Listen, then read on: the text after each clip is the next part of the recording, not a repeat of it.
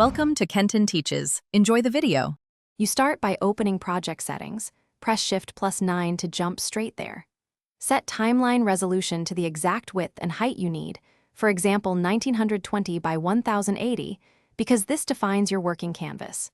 Make sure frame rate matches your source footage and confirm pixel aspect ratio is correct, otherwise scaling looks off.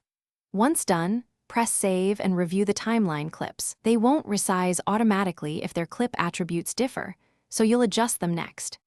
With the timeline ready, select a clip and open the inspector to control transform properties.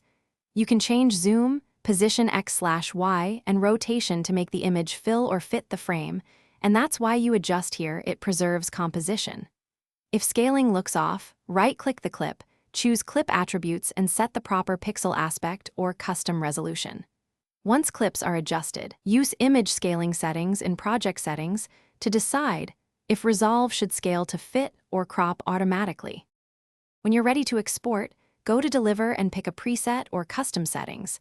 This is where render resolution must match your intended output. Choose Match Timeline or enter a custom width and height, and enable Use Maximum Render Quality for best scaling results.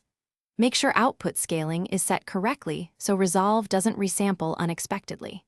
Troubleshooting tip: if you see black bars or unexpected cropping, double-check timeline resolution versus individual clip attributes and image scaling mode. Mismatches there cause most problems. Thanks for watching. Please subscribe if this video was helpful.